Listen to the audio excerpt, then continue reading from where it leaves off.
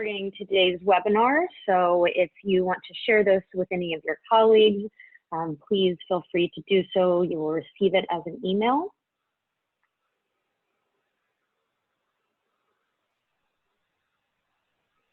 All right.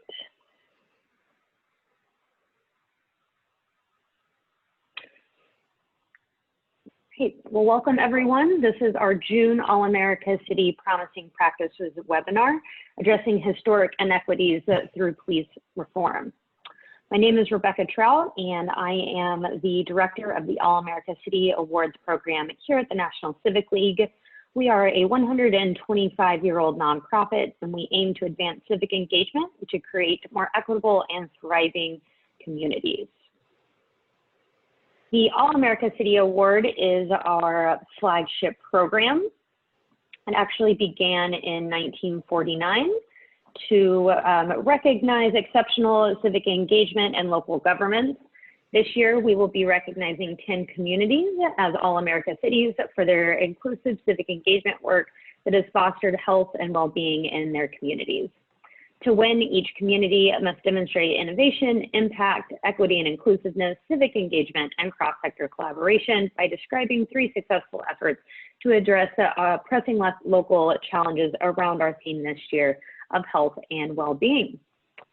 Due to the health and safety concerns caused by COVID-19, we have decided to host this year's event virtually, August 17th through 19th. Our virtual event will include workshops, panel discussions, receptions, networking opportunities, and community presentations to a jury of national experts. If you're interested in joining our virtual event later this summer, I'll be sending out registration information and a follow-up email to today's webinar. Our regularly scheduled webinar series typically celebrates and shares innovative practices, initiatives, and projects that are addressing complex local issues. We come together today to discuss a particularly difficult problem that has been disproportionately affecting communities of color for decades. The recent killings of Breonna Taylor, George Floyd, Ahmaud Arbery, and Tony McDade, and so many others have reminded us that there is still so much more to be done to eradicate the racial inequities often present in the provision of law enforcement and all city services. Our first presenter, Dante James, is here to speak about the importance of racial equity in city services. Sean Smoot and Captain Brian O'Hara will be lifting up some of the tangible work that police departments and others are doing to improve community police relations and end police violence. It is our hope that everyone will come to today's webinar with an open mind and heart, and with the intention of learning what we can all do to create safer and more equitable communities for all residents. As we dive into this difficult topic, we ask that everyone remain muted throughout the presentation. If you have questions during the presentation, please feel free to submit them via the chat box, and we'll have the presenters answer them at the end of the webinar. And now, without any further ado, I am pleased to invite our first speaker, Dante James, to begin his presentation. Dante? Thank you. It is a pleasure to be here this afternoon to have this important conversation. Certainly, given what's going on in this country and in this world, for that matter, it's a conversation that needs to be happening. Is late in happening. This issue around, specifically around police community engagement, certainly as it relates to Black and brown communities, has been a conversation that's been ongoing for decades and decades. And so much appreciate the opportunity to engage in this conversation, and with respect to my co-presenters, look forward to hearing from you as well. I'll try to monitor some of the chat, so if you have some questions while I'm talking, I don't mind that either. I'll try to address those.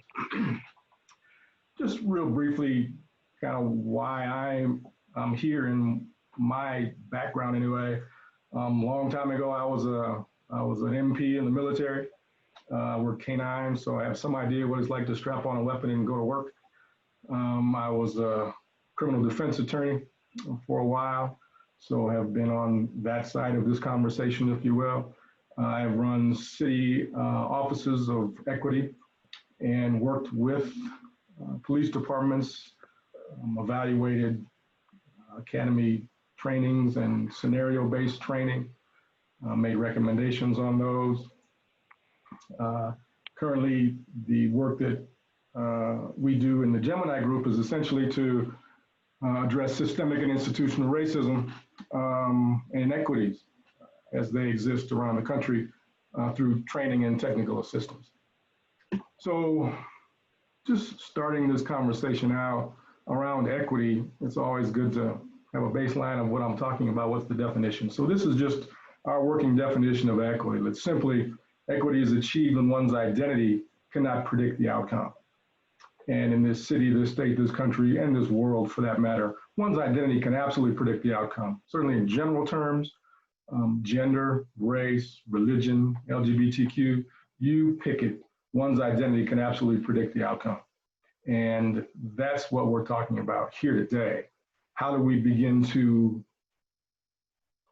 do away with the idea that the identity of someone who is engaging with the police can have a specific impact purely because of our identity and impact the outcome specifically because of their identity? I don't think there's, well, I won't say that. I know there is some question about whether Black and brown communities are policed differently. In my mind, there is no question. And in the mind of a lot of folks, and I think why we're having this conversation, why we're having discussions around 21st century policing, discussions around how do we reform police, is because we recognize that communities are policed differently. And that's what we need to address. And we can't do this being colorblind. As much as folks want to often say, I'm colorblind, that's the absolute wrong thing to say, because it's just not true, first of all. You recognize who people are when you engage with them. I mean, you're not going to treat somebody the same when they're in a wheelchair or whether they're blind as if they don't have any of those issues. So you absolutely will treat somebody differently based on race, whether you admit it or not, whether you recognize it or not. And so we can't be colorblind and address these issues. We're not treating everybody equally. We can respectfully stop and frisk somebody and the officer walks away believing they were very respectful, they did a good job of engagement and everything was fine. And the community member walks away going, damn, I just got stopped and frisked. I don't even really know why. And the engagement is a very different feeling for community than it is for the police, even if in fact the police officer was respectful and explained all of those things. So how do you begin to consider the perspectives of the community in the work that happens is the real question. Let me slip to the next slide. Thank you.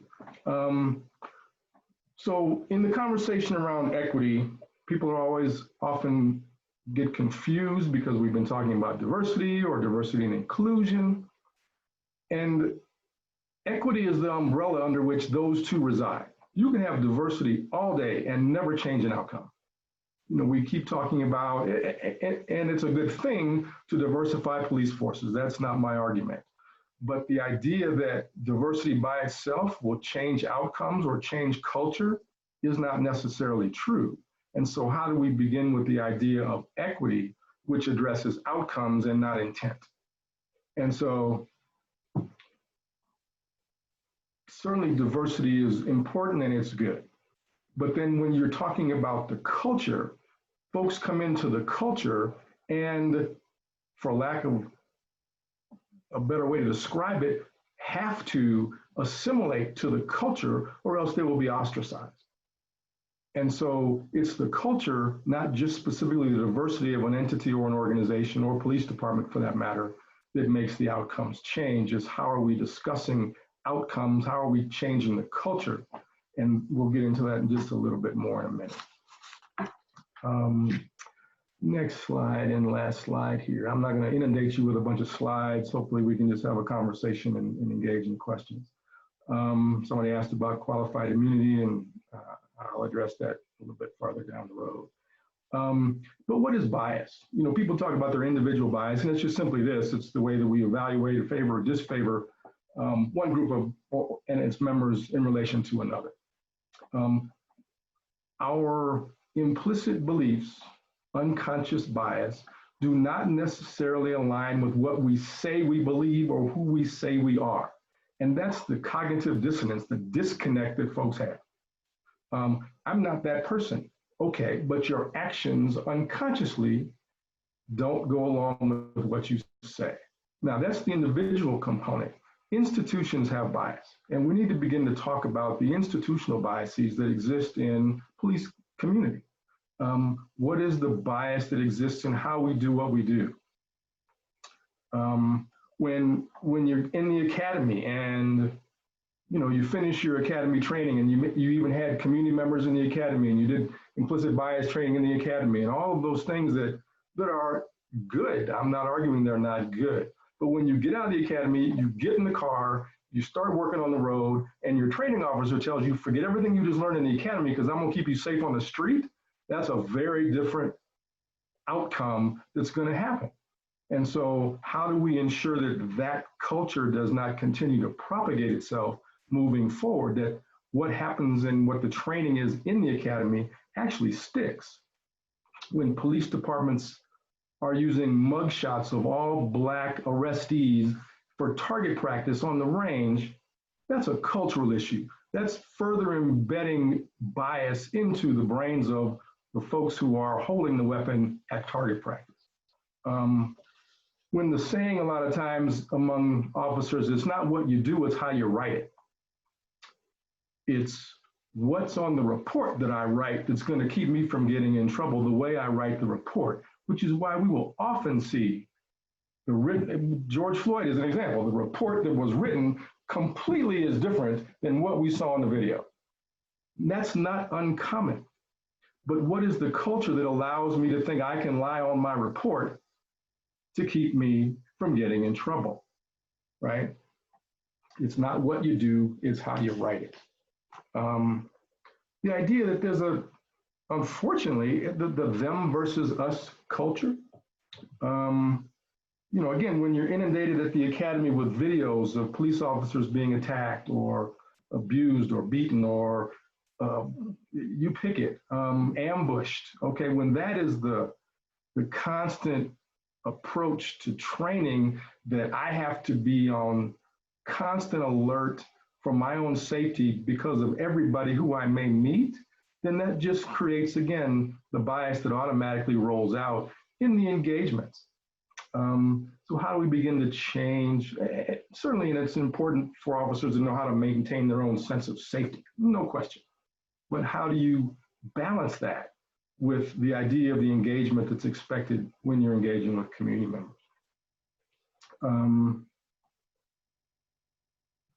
When it comes to training is an absolute important component of how police departments function. You have the academy, you have ongoing in-service, continuing education for officers, but what is that in-service? What is that training? And I would suggest, also as a 40-plus year martial artist, I've taught defensive tactics to police departments. I know I can describe to you the difference between a blood choke, an air choke, a compression choke, any number of things. But when the focus in the scenario-based trainings is not necessarily on community engagement, or there's one component of the scenarios that's on community engagement, and 3 and 4 and 5 are on shooting and other strategic strategy-based approaches to engagement, the focus is not on how do I keep myself safe without using my weapon or without reaching for my taser. The defensive tactics, the hands-on defensive tactics, there's no national standard for that. There's a minimum number of hours that most departments do. And so I would suggest that most, or certainly many officers, are not comfortable with their own sense of physicality and how to deal with somebody that they're engaging with. Therefore, their default is, my weapon will keep me safe, but I'm not sure I can control this person. And so how do we do this? How do we change and add to improved processes for control tactics, right? Arrest and control tactics. Again, I would argue it is absolutely the culture. When you see an entire emergency response team of 57 officers in Buffalo resign from that particular team in support of there are two officers who were charged because of what everybody saw, them pushing this 80-year-old man to the ground and then leaving him waiting for EMT, the emergency medical, to arrive. All of them resigned. I understand camaraderie, but that reflects the culture of this blue wall of silence that everybody talks about. And how do we begin to break that down? Because they're still on the force, they're still engaging with community, they're just not on the emergency response team.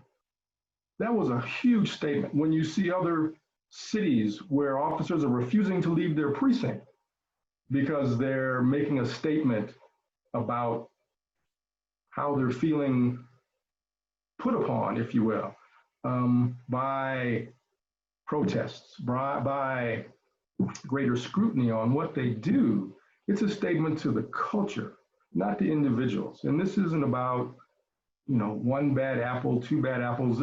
It's not. It's about the culture that needs to be addressed. When many have the idea, there's a concept around being a sheepdog versus the wolves, and the sheepdogs are protecting the sheep. And if the police are in fact the sheepdogs and always addressing the wolves, that's a mindset that needs to be addressed, versus we are peacekeepers. We are here to protect and serve truly, not militarize your neighborhood. And so how do we change that concept? How do we change that mindset? When the majority of calls don't involve violence, don't even involve being there at the time of the crime, you're there, you're taking a report. When the majority of these calls are report writing versus I'm engaging with some criminality, needs to be a very different approach to policing. Needs to be a very different approach. So what do we do? We're based in Denver, Colorado. So Colorado was the first state in the country now to pass overall legislation related to policing, to use of force, et cetera. I would suggest a few things. One, banning chokeholds and carotid holds, which are two different things. But I would also suggest, which I think Colorado missed the mark, also banning any hold or control tactic that utilizes or involves the neck. Because saying that I'm going to ban a carotid hold, as defined in Colorado, was pressure on both sides of the neck. Okay? George Floyd died because of a knee on one side of his neck, not both sides of his neck. Now, you can argue that the ground was pressure, but I'm not making the ground do anything. I'm kneeling on one side of his neck. So I would suggest that there be a ban on any hold that addresses or involves the neck area, period. Union contracts need to be addressed. The unions are designed to protect their members, as are most any union. They're designed to protect your members. So how do we address the union contracts that make it very difficult sometimes to hold police accountable? Remove qualified immunity, so police can in fact be sued in civil court based upon their actions. Community members need to be on hiring panels. Doing some work in Portland, Oregon. Portland Police has done some really good work in engaging and involving community members, both in the police academy, in their advanced academy, and in hiring. And once community members became involved as a part of decision makers in who was hired, you saw the diversity change, you saw the type of officer who was being hired change. I would also argue that police should be required to have a psych eval after 5 years on the job. Typically, you get one when you're going to be hired, and then if you shoot somebody. After that, beyond that, there are no psych evaluations. So we don't know how the constant engagement with criminality, which I'm not arguing doesn't happen, because it absolutely does, and just having to do this work for so many years, how does that impact your psyche? I would suggest it does, but we'll never know from any standard, because there's no other psych evals that are required, and most unions will say, we're not going to let you do it. You should have to live in the city that you police. I know officers who didn't even live in the state. In Portland, you lived in Washington. So you don't even live in the area and engage with the community members that you're policing. I would suggest you must live in the city that you're going to police. If you are found guilty of any type of behavior that is determined to be abusive, et cetera, by the police and or by courts, you should have your certification removed permanently so you cannot be rehired by any other police department. There should be a database that documents police misconduct. And that would be a part of, again, not being able to be rehired by anybody else. Requiring more and appropriate non-weapon defensive tactics. So people and police are much more comfortable in their ability to engage with a hands-on event should they need to, as opposed to just relying on their weapon. And finally, let me say this. For context, you know, when there's such an outcry, such an uprising or protest, whatever you want to describe it, I would suggest it's an uprising, not just a protest, by certainly Black and brown community members. In the same way that police feel themselves in a brotherhood and will drive halfway across a country to attend the funeral of a police officer who was killed in the line of duty because they consider themselves a family and a brotherhood. There is the absolute similar analogy to Black and brown folks who I have no idea who they are. I don't know George Floyd, but I watched him die. And that's a family member that impacts me on a very visceral level and impacts every other Black person on a very visceral level. And so when you have to watch somebody die, and we watch it again and again and again, and when it starts when you're 10 or when you're less than 10 holding a toy weapon, it's a visceral response because my family is being killed, not just somebody I don't know. So I would hope the police understand in the same way they feel that way when their brother, sister officer dies in the line of duty, the same way communities respond and feel when they see it happening to people who look like us. So I'm going to pause and say thank you again for the chance to offer some thoughts and remarks. And I look forward to the communication and conversation going forward.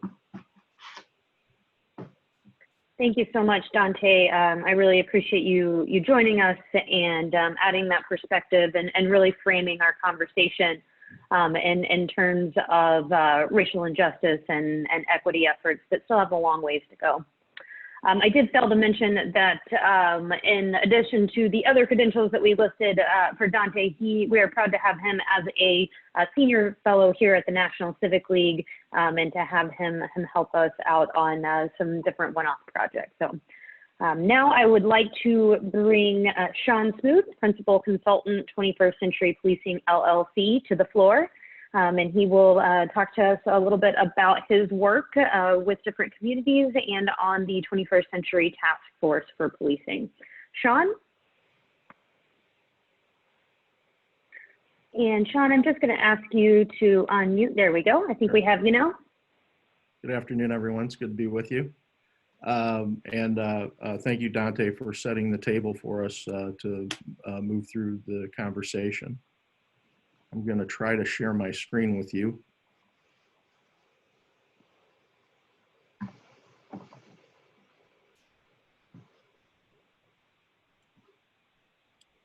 Hopefully that worked. My name is Sean Smoot. I am the managing partner at 21CP Solutions. Our company was formed in 2015 by myself and my partners, Charles Ramsey and Roberto Villasenor, who the three of us served on President Obama's task force on 21st century policing. Chuck Ramsey and I have a friendship and a relationship that goes back almost 25 years. So we had known each other before the task force work. Since that time, our company has grown to add Ron Davis, who's a former director of the COPS office, Kathy O'Toole, who's a former commissioner from Boston and Seattle and the Garda in Ireland, Nola Joyce and Matthew Barge, to our group of partners. A little bit about myself. I'm an attorney by training. I ran the Police Benevolent Protective Association in Illinois. I've been the director here for over 20 years, worked here over 25 years, and have been very heavily involved in police reform over the last 10 years. Was on the executive session on policing and public safety at Harvard's Kennedy School, served on President Obama's task force, and done a myriad of projects across the country, some of which I'll describe some of the work that's going on there. I currently serve on the monitoring teams for both Baltimore and the Cleveland Police Departments. So I really appreciate the NCLs taking this issue on and facilitating these types of discussions. And what I'm going to focus on are really about 5 or 6 general areas where I think police really need to focus on in terms of addressing historical inequities. And these are things that are happening around the country that have been going on in some places for about 5 or 6 years, and for other places, hopefully they will adopt these. Many of these things can be found in the task force report recommendations too. The first one, and probably I think one of the most important ones, particularly as Dante pointed out, because of where we're at as a country right now, is the idea of police acknowledging and apologizing for past abuses in their historical role, particularly with regard to Black and brown people in our country.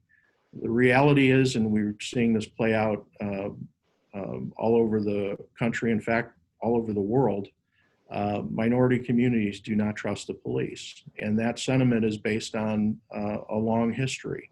In the United States, it goes back to the very early days of our country and the role that police played in terms of keeping slaves on plantations. And this is a really tough topic to talk about, and it's a really tough thing for police officers today to acknowledge.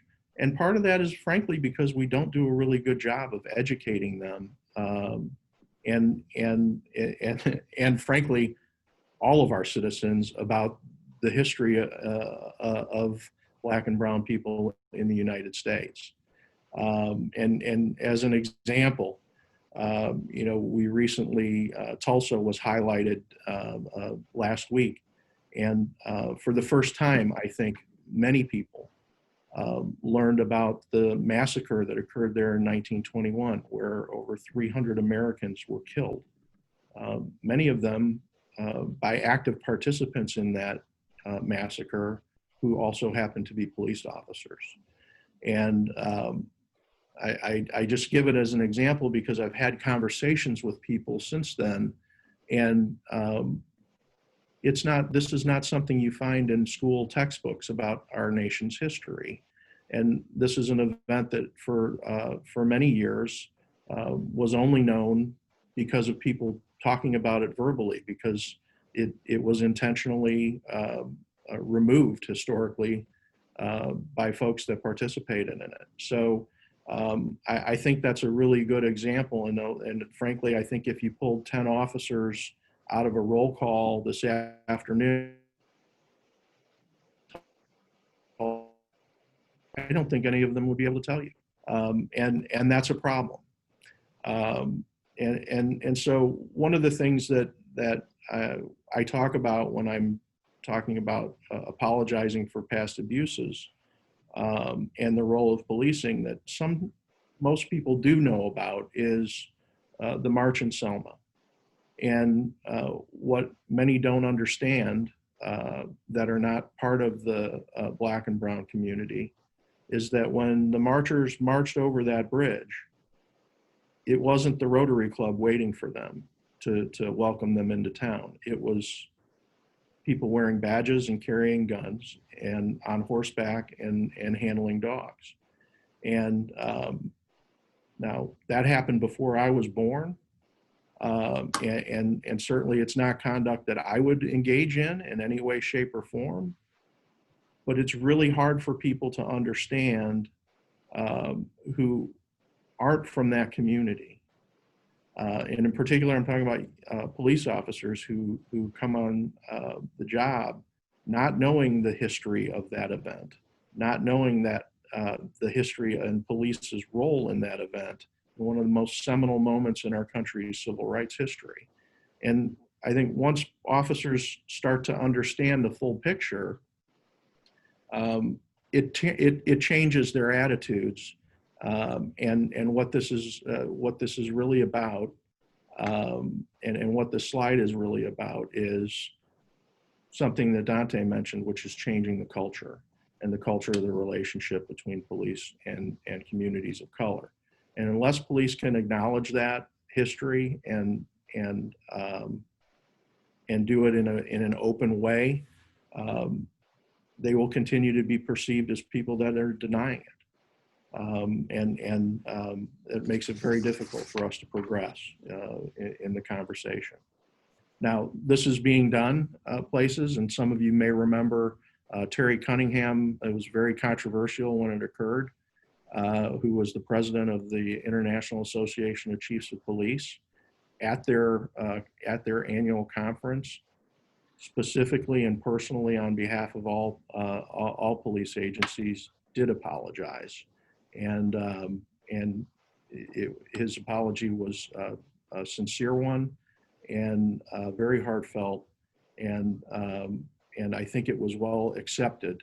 But he got a lot of flack from that, and a lot of that flack he got was because, in my opinion, we don't know the history very well in this country, and if we did, we would understand it.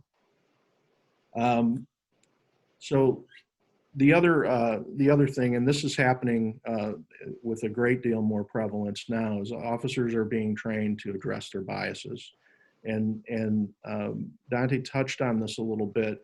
I just want to I don't want to belabor it, but I think it's really important to understand and acknowledge that we have explicit biases and we have implicit biases. And we know from some research, and there's not enough research on this, that both of those types of biases can be recognized, and once recognized, can be controlled. And so in where we see these things, these biases manifest themselves most prevalently in police contacts is obviously racial, also in dealing with folks who are homeless or dealing with the mentally ill, the LGBTQ community, and domestic and sexual abuse victims. And so we have these preconceived notions, and that's kind of the implicit bias piece.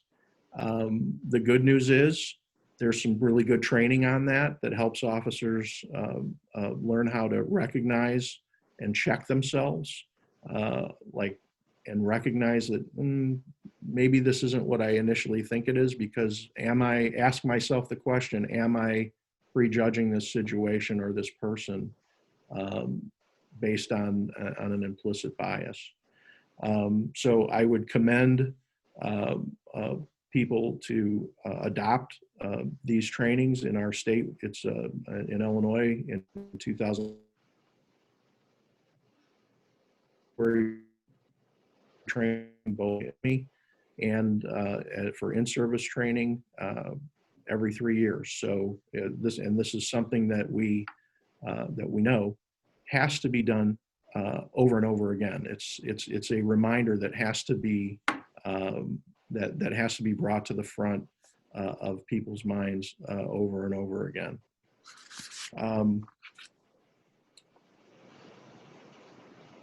This touches a little bit on some of the things that you were talking about, Dante, in terms of tactics. You know, police need to avoid putting themselves in situations that necessitate the use of force. And probably one of the best and worst examples that comes to my mind when I'm thinking about this is the Tamir Rice case, which was an incident that occurred in Cleveland.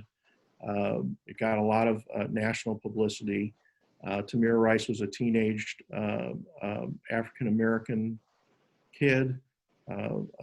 Police were dispatched to a park on a report of someone with a gun. The officers raced into the park. Literally, their squad car wound up stopping with the passenger door on a parallel to where Tamir Rice was standing. And Tamir Rice had a airsoft gun, which looks like a real handgun, certainly from any distance. And the officer in the passenger seat of the car, when the car stopped, exited the vehicle and shot and killed Tamir Rice. The tactics were awful in that case. If you zoomed out from the car and where Tamir Rice was in the park, there was plenty of space. There was plenty of ability. The squad car could have been stopped 40 feet away, and the officers from a position of cover could have communicated with him and had him asked him to drop the weapon, etc. There was no opportunity for that because of the tactics, and the officer wound up in the position where there was no time, and there was no, in his mind, and there was no ability for space and to slow down the situation. And that's part of what Dante was talking about. It's part of the tactics that are now being taught as best practices in places like Baltimore and Cleveland. The other thing is racially disparate policing strategies. And we've seen several examples of this, but one of the most infamous is the stop and frisk program in New York City, which had an effect on reducing gun violence and crime, but also had an effect of isolating and really having a disparate impact on communities of color. And so, one of the things that we talk to departments about when we're doing assessments is, prior to putting a strategy in place to reduce crime or to target violent crime, thought has to be really given to what the impact of that will be, and if it will be a significantly disparate impact on communities that we need to be serving and protecting. And so I think a lot of departments are kind of adding that to the analysis.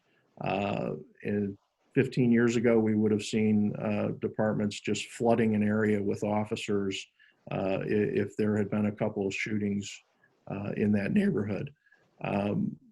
Now we have some more thoughtful approaches and are doing things like targeted deterrence, which makes a lot more sense, is more effective, and makes the community your ally instead of your enemy.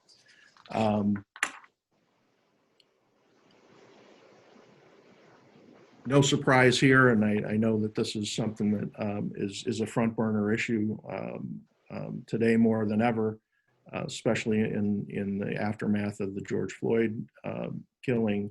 This idea that there needs to be accountability and transparency in that accountability is very important. And I know that there's resistance to that.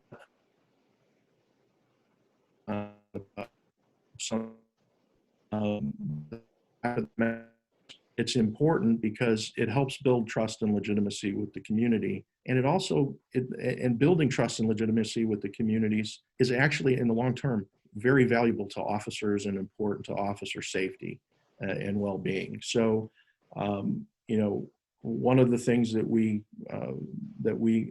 talk about, and I think there's some legislation now even pending in the Congress, is requiring that officers wear body cameras and that they be required to use them, not just wear them, but actually turn them on. Extremely effective way to make sure that the police and the community has a good idea of what happened. They're not perfect. They don't capture everything. They don't capture every perspective, but they provide a very solid flow of information and tell a story that's important for both the community and the police in terms of what happened during a specific incident or interaction. Another thing that's happening, I'm actually going to be in Louisville, Kentucky tomorrow. I don't know if there's anyone from Louisville on, but is departments are embracing a culture of learning from error. Sentinel event reviews are starting to take root in different places. I'll be there in Louisville tomorrow, starting in a Sentinel event review on the killing of Breonna Taylor and that incident. These are non-blaming, non-disciplinary reviews. They're the type of reviews that occur and have occurred for many years in transportation and in the field of medicine. So when you have airplanes that nearly run into each other, the NTSB impanels a Sentinel event review to figure out what happened, what was the breakdown in the system, where was the gap that allowed this to happen, and how do we fix it so it doesn't happen again. Same thing in medicine. These happen all the time. If there's a surgery that gets, we've heard these stories, doctors operate on the right arm when the surgery was supposed to be on the left arm. How did that happen? They sit around in a Sentinel event review and they track through the incident from start to finish, and everyone who entered the room and left the room is given an opportunity to talk about what they saw, what they heard, what they smelled, and they get to the root of it, and then they share that information with the medical profession so that that kind of mistake can be avoided in the future. These are extremely important. Remove the blue wall of silence. Officers need to feel safe. There needs to be a safe place for them to go if they have a concern about another officer. I can tell you, I'm an attorney, and as an attorney, if I am in court and I think another attorney in court, for just as an example, if I think I smell alcohol on their breath or I see them do something in court that isn't right, I can call an 800 phone number and report that. And that attorney will be contacted by someone, say it's a drinking issue. They will be contacted by another attorney who's a recovered alcoholic, and they will try to mentor that person into fixing the problem. We had similar programs are available for doctors. There's nothing like that for police. And that, again, goes back to the culture. And those are things that's just one example of something that can be put into place to fight that. Also, adopting EPIC training. EPIC training was developed in New Orleans, Louisiana. EPIC stands for Ethical Policing is Courageous. And it's a training that teaches officers to intervene if they see conduct that they believe is inappropriate or that is reaching the level of, they see an officer about to lose their cool or something, they can intervene with that officer. It also teaches officers to accept that intervention. And it's been an extremely successful program. That training is being implemented around the country by progressive reform-minded departments. And I know it's something that is coming to Baltimore very soon as well.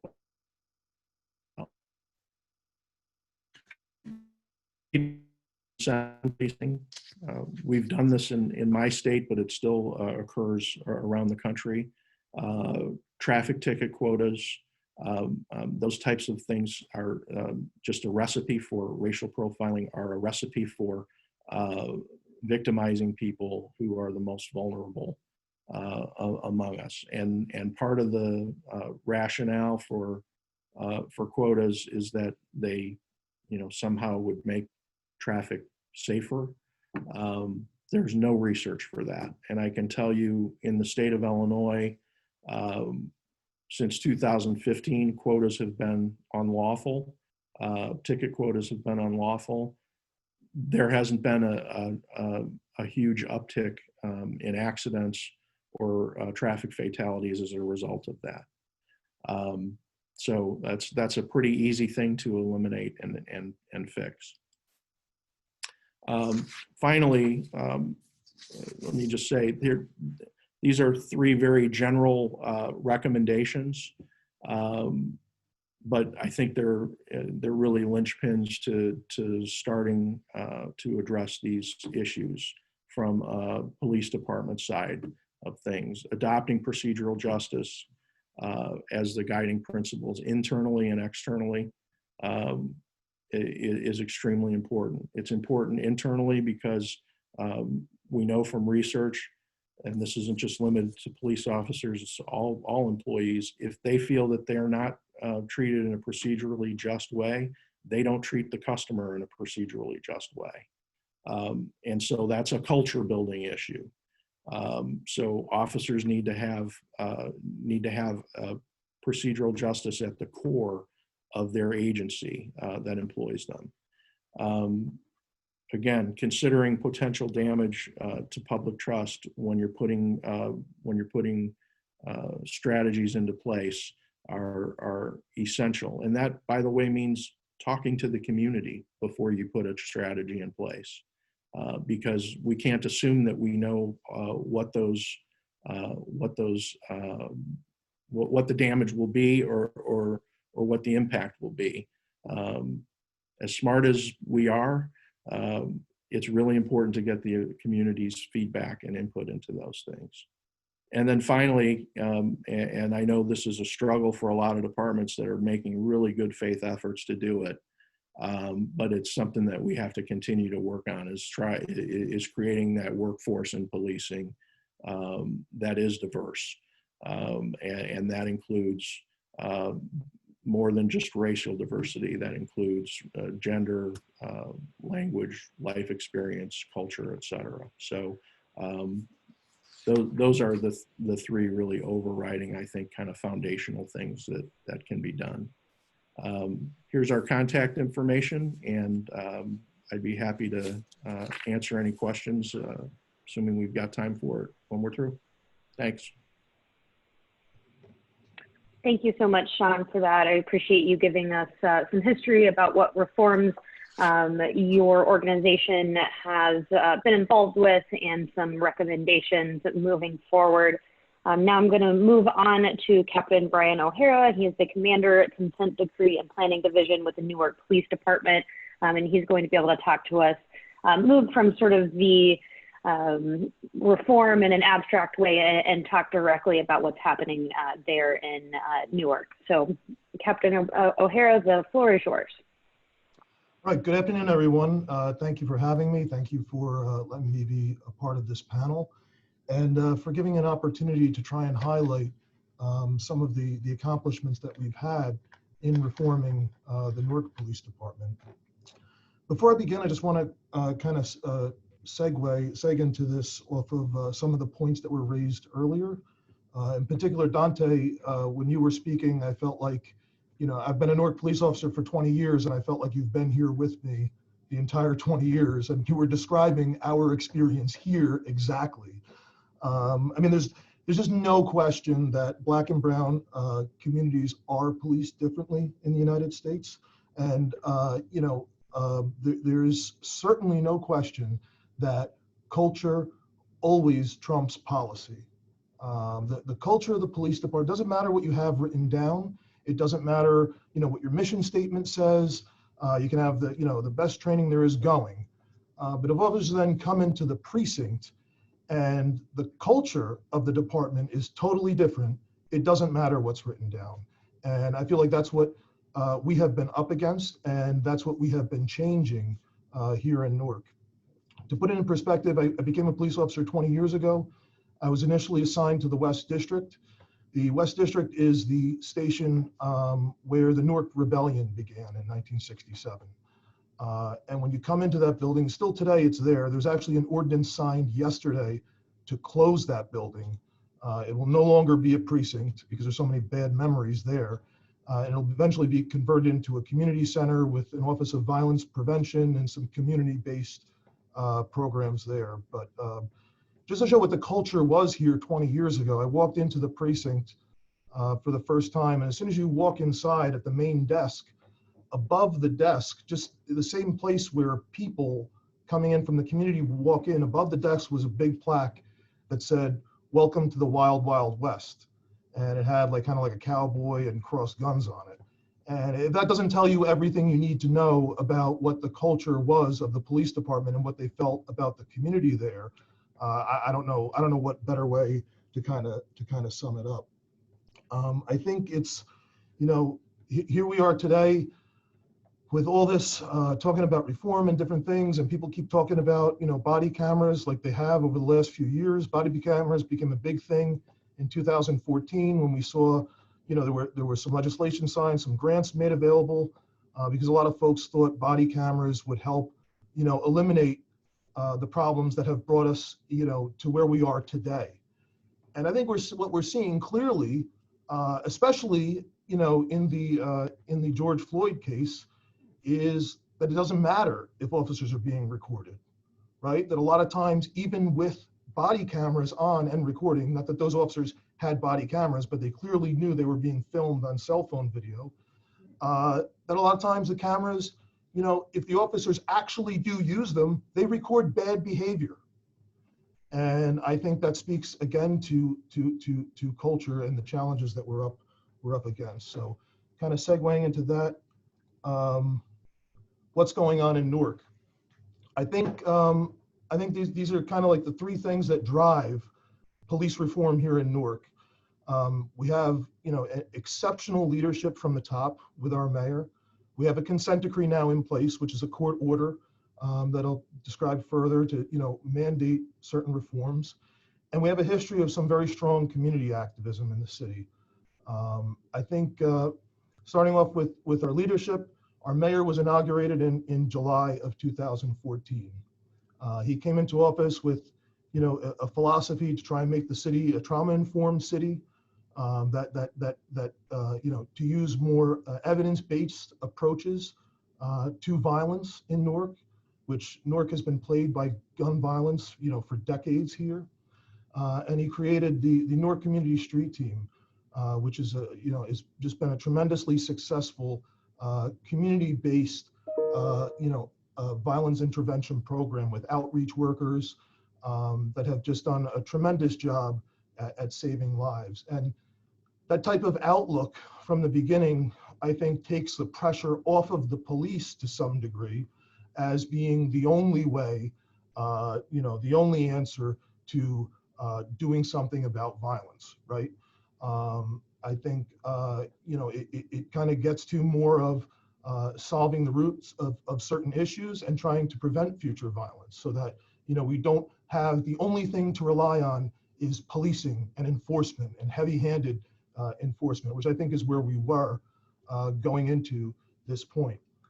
Just to put things into context, again, that summer of 2014 was much like the situation we're in today, right? In July of 2014, Eric Gardner was killed on Staten Island. In August, we had the incident in Ferguson, Missouri with Michael Brown.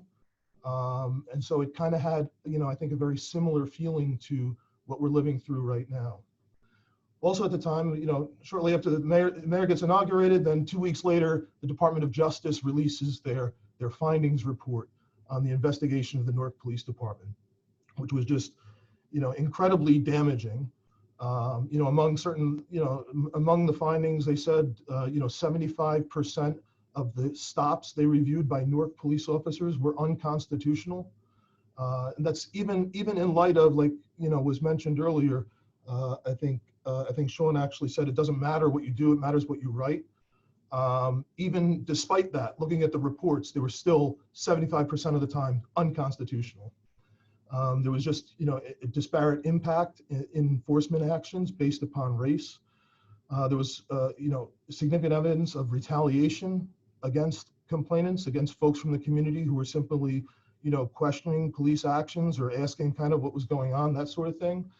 a history of unjustified use of force by police officers, as well as theft, a significant problem of theft. And I don't mean theft, as a crime people report. I mean theft by Newark police officers.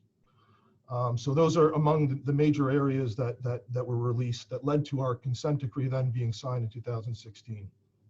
And just to give a sense of the community activism, obviously the city has struggled for decades now, for 53 years, to recover from the Newark Rebellion in 1967, which obviously led to 26 deaths, 727 injuries, and 1,465 arrests.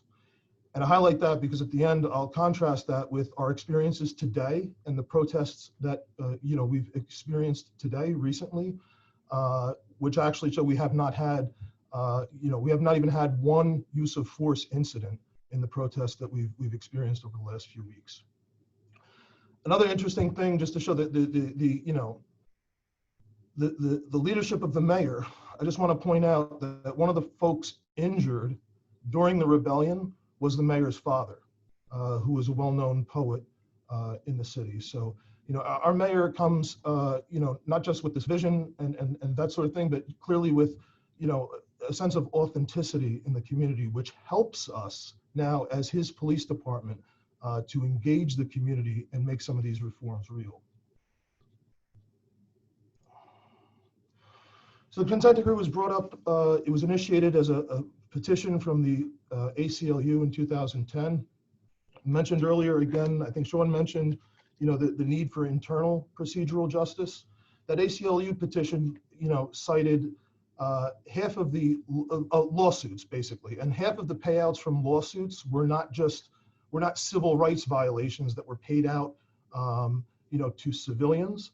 Half of the payouts from our lawsuits over the time that the ACLU looked at were to police officers for, improper, excessive, discriminatory, all those types of things involving discipline and treatment as officers. So again, similar to, as we were talking about earlier, academy training and that kind of thing, it just shows, the police officers were not being treated right in any kind of way, which obviously then feeds into, like you mentioned, all of these problems. There was a finding, obviously, that there's a pattern or practice of unconstitutional policing, and the consent decree was filed as a court order. It's a 77-page document with 225 paragraphs and God knows how many subparagraphs of requirements then that we have to make real through policies and reform.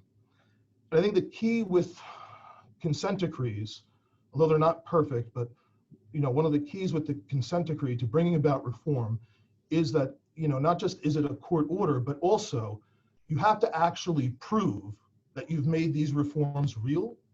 And most of the time, in most of the areas, you have to be able to prove over a period of time that, when you get audited, all of your officers are doing these things properly 95% of the time, which is, an incredibly challenging task, especially in a larger department.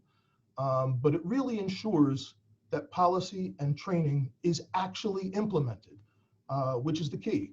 Because anybody who's been a police officer knows that, a lot of times, something will happen and the department will take action. They'll issue a new memo or an order or something. It'll be the topic of the day or the month. And, the officers will change their behavior at some period, but then at some point, things kind of go back to the way they were, kind of that, regression to the mean kind of thing. And consent decrees are one way to ensure that these types of needed reforms are actually made real, they're proven, and that there's some way to sustain them. So basically how it works is, there's a policy development phase, then you create training on your policies and in-person trainings and those types of things, and then you move towards this, inspection and compliance phase of the consent decree.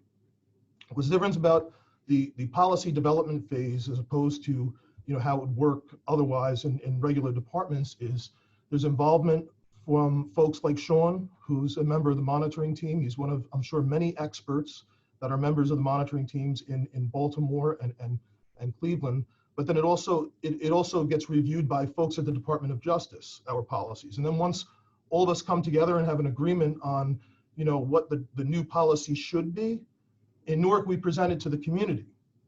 So then we have town hall meetings where these different policies were presented to the community, where folks then have, there's facilitated discussions, folks can offer feedback. The department then has to respond to all of the feedback. And I think we walk away with a policy that has, not just the best practices that all the experts and DOJ and everybody else said was good, but it's something that the community feels that they have had a hand in defining what the role of their police should be. And I think that's been extremely helpful for us. And it's something that, I'd never even, thought of being possible until being involved in this type of process. So just giving a quick list of, these are all the different policies that, the department was required to have. You'll see there's 3 different policies on use of force. There's policies on cameras, bias-free, implicit bias policies. The things, again, with the, the use of cameras, the policies define when an officer is, must turn the camera on and when they're allowed to turn the camera off. And, when you're talking, Newark is a department that has 1,100 officers today, and we produce over 70,000 videos a month. So we have different ways to try and measure what's going on in those videos. But it was definitely a difficult process trying to actually implement the cameras and make sure all of our officers were recording everything that they were supposed to. And then once we got to that point, we could start working on, things that were going on, taking samples of different types of video and addressing officer behavior in those videos. And I think it's not just, a lot of times police officers think that the videos are negative. But a lot of times we use the videos and we're able to show, a significant percentage. I think over half of our citizen complaints now are exonerated because of the video being available. It actually helps the officer more often than it hurts the officer in citizen complaints. But then also the cameras are a tremendous tool to inform your training, right? So if you really believe that you want to start training your officers differently and you want to have different types of behaviors, you need to find examples of the behaviors that you want and raise them up and reward those officers. And typically it's not the type of stuff that gets rewarded in policing. Sean mentioned quotas before. It's fine that quotas are probably illegal everywhere, and that's fine, but like, what are you really judging your officers' performance on? Even though we say that there's no quota, are you still looking and whether it's explicitly or implicitly judging how good an officer does their job by their arrests, by their stops, by their summonses, and those types of things. It's true. We just had an incident last week that I reviewed this morning, where there was an officer who called for an assist at a disturbance. We're trying to remove a person that was being disruptive, and it was giving them a problem. They came out into a parking lot, and several officers arrived trying to calm the situation, but then it caused other young men in the area to come over and kind of surround the officers. And one female officer pulled up after them, came up and got in between the young men and the original officers that were trying to deal with the situation. And she was able to tell them, hey, we're not going to do this today. And she was able to de-escalate it. I mean, it was very courageous also what she did. And she was able to get, a bad situation from becoming much worse with other folks getting involved, getting in the face of these officers and that kind of thing. So when we find videos like that, that's the behavior we want to reward. Because we don't just want to have a policy that says we believe in de-escalation and have some kind of training on it. Even if, scenario-based training, which is what you need to actually put officers through scenarios and have them prove when someone's in their face, how are you going to de-escalate it? But then you also need to reward officers when they actually do the things that you want. And that's one of the things we use the cameras for, that I think helps change, the culture that we're seeing. The other remaining policies, I mentioned the problem of theft. That's why you see property and evidence policies up here. Another thing about the consent decree, it requires, it mandates all these reforms to actually happen. So, reforms that might not be, their value might not be obvious politically or to people in the community, especially when they're extremely expensive. When you have a consent decree that mandates, you get rid of your cell block that is just unsafe. You have to build a new cell block facility. You have to build a new property room and property and evidence garage because there's too much of a risk of theft. It enables the department to make reforms that are quite expensive, and just they may not have been able to in the past because it's just not it's just not something that is viewed as being so immediate, the need to reform. So it's another positive thing I think about the consent decree. Another big part of it is our community engagement. We have community service officers. We have 2 assigned to every precinct, and that's all they do is community engagement. They coordinate community engagement with the other officers in the precinct. They don't respond to calls for service. They wear uniforms, but they're our main point of outreach in the precincts. We also have a kind of a centralized community affairs and community outreach unit, as well as a youth outreach unit. And a lot of the engagement is summarized, and reports are produced and released with other statistics on our website. Data around transparency is also a part of this. We have all sorts of data, available on our website with stops, arrests, and all that kind of thing. It's updated monthly. Also data on, complaints that are received against officers and discipline that is received by officers. A new change this month, actually will go into effect next month, is we'll begin publishing the names of officers who receive major discipline. And so currently what's on the website is whenever there's an incident where an officer is suspended more than 5 days, that's what we define as major discipline. There's like a summary of what happened is what's released. Now we're going to begin to release the names of the officers as well. Training, there's the consent decree mandates 40 hours of additional training for every Newark police officer every year. And that's expensive, and it's not easy to do for a department. And certainly it's not, it's not something that this department would have ever done without the consent decree. Because every time you take an officer off the street, it causes a hole that, you have to pay overtime to, replace that hole. Excuse me. And it mandates a variety of different types of training. Again, we've mentioned bias, use of force, community engagement, community policing, that's all a part of it, but also first aid training. Another thing culturally different about the department today is we did not have first aid training at all. And you're talking about a city where quite often we're going to shooting victims and folks with serious medical emergencies, cardiac arrest, and so on. And we're there with no equipment and just at times waiting quite a long time for an ambulance. And today it is just dramatically different. I can't tell you how many videos I've seen that we've released publicly that show an officer now going to a shooting victim and putting a tourniquet on the shooting victim and then carrying them, putting them in their police car and taking them to hospital. I mean, that's just, I saw it happen myself, one of the first times I seen it, because I never had that training. And it's incredible to me because it shows, a lot of times it shows that, we value human life, right? It's just another way that actually shows that. And I think a lot of times in departments, they have, in their mission statements, that's probably one of the first things that they have, but I don't think people feel like that's ever really, made real.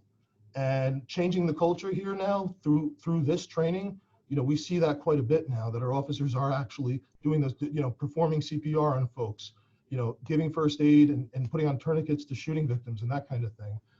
And I think that's just, that's just another great sign of where we are. Some other things we do some stuff outside of the consent decree. We have what's called the trauma to trust training. I mentioned earlier the mayor, one of the mayor's visions for the city is to make it a trauma-informed city. And we're very fortunate to have Equal Justice USA as a group that works with the department, where we have a training that brings folks from the community. Half the group is folks from the community. A lot of people who have they have had negative experience with police before. They have been incarcerated, those kinds of things. In a group where half the group is folks from the community, and then half the group is police. And it goes through, and we have, all these difficult conversations. It begins with, the presentation about how policing evolved from slave patrols, and talks about, historical racism and those types of things. And then, you're there in the room with folks for 2 days, and it really gives the officers a chance and the community a chance to actually hear each other. And I think a lot of times we wind up walking away with folks come away with a different idea about the police, but then also the officers come away with a different understanding about trauma and about experiences that people have, and vicarious trauma, and how that can affect folks' perceptions in interactions with police. Like I think Dante mentioned earlier, where the officer thinks, yeah, everything's fine, I'm professional. And the person walks away because of everything they had experienced, and vicariously and personally and so on, may have seen that, may have seen that totally differently. Some other things we do focus groups with our officers, because we're just trying to identify not only the gaps in policy and training towards, meeting our actual goals, making this stuff real, but also we don't want just compliance. We want to build a workforce of officers that is actually committed to doing the job this way. And I think one way we have actually benefited, I mentioned, we have 1,100 officers, but we've had a tremendous amount of turnover in the last few years. So in the last 6 years, we've hired 600 police officers. Not all of them have stayed, but still virtually half of the department is new. They were hired after the findings report came out and after all these reforms began. So that's something, changing the people, so many of the people quickly, is also something that's helped us towards, pushing this cultural change. And we try and, reinforce as much as we can the things that we're seeing, the gaps, and making corrections towards, making these things real. One of the things we do, different methods of getting things out, different trainings. One of the things we do is we put stuff on the police radio, because we found that, if we frequently, every week we put out a different message on the radio, and it comes over the radio like once an hour, whatever the message is that we're trying to get out that week. If cops hear it on the radio, it's different than when they hear it in roll call, or they see it on a training video, and so on. And it helps kind of just reinforce, all these types of things that we're trying to do. I'll wrap it up now, just to talk about use of force, because that's such a big issue. One of the things we have is we created an entire unit to investigate every use of force incident involving a police officer in Newark. Part of that was a consent decree requirement, but we actually went further towards, we actually have a whole unit that investigates just simply every use of force incident. And that, combined with, all of the other processes and accountability we have put into place, I think are starting to show results clearly. So where Newark was when the DOJ looked at our excessive force complaints, we had 89 citizen complaints of excessive force in 2010. None of them were sustained, and none of them were initiated by a member of the department. And it's also likely that that 89 was much higher, because we also know that we simply were not actually taking every complaint from the community, and we're not documenting them properly. So it's likely that number was actually much higher. Last year, we were down to 21 citizen complaints, but then we also had 10 departmental complaints of excessive force. And what I mean by that is there were 10 incidents where a member of the department initiated a complaint of excessive force against another member without a citizen complaint. And that's simply from, putting these processes in place, requiring a supervisor to respond to the scene, requiring, an entire unit to investigate the force, the video review, all those types of things. And now we're seeing those complaints sustained. I know a lot of folks question police statistics, which you should. So if you don't want to look at the excessive force statistics from the police, you can look at the city's statistics for lawsuits, and this shows you where this stuff really pays off. So in the 4 years going up to 2014, there were 48 excessive force lawsuits resolved by the city, and it cost about $1.4 million. And then in the last 4 years, there were 18 excessive force lawsuits resolved, and the total cost to the city was $51,000. So clearly a dramatic change from where we were. And then lastly, I mentioned, we've had, like many other cities, we had quite a bit of protests. Probably the most significant one was on May 30th. George Floyd was murdered on Memorial Day. This would have been that Saturday of the following the weekend. That's kind of when everything was kind of heating up around the country. And this protest went on all day.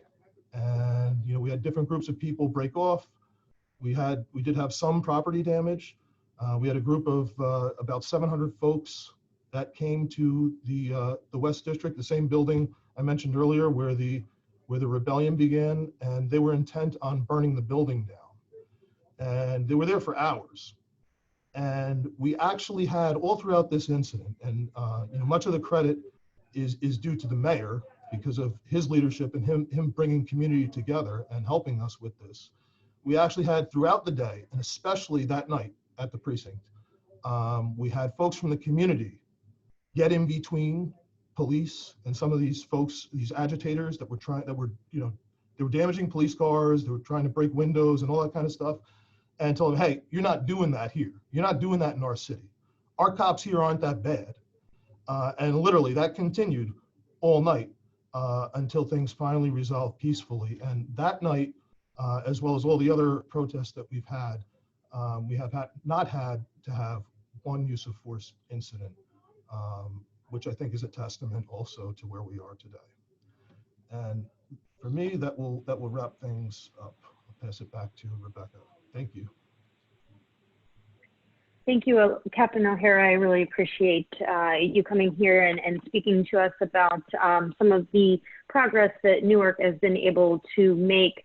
As I mentioned in the chat, we are substantially over time today. There's been a robust conversation. I think someone in the chat mentioned that all three presenters probably could have warranted a standalone webinar, and I couldn't agree more.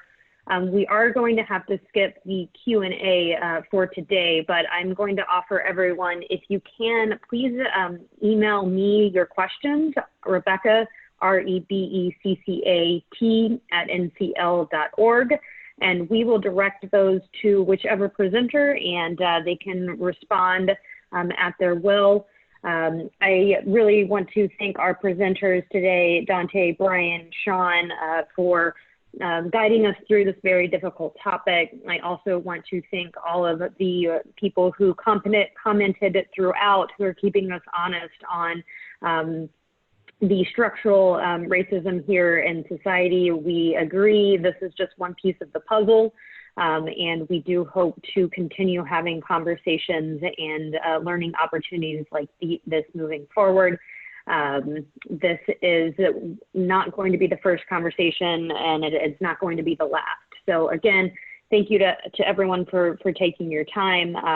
We can do better, and we have to be better for all of our communities. So thank you guys so much. Enjoy the rest of the day. We will be sending the webinar slides out as well as a recording here shortly. So enjoy the rest of your day. Okay. Thank you.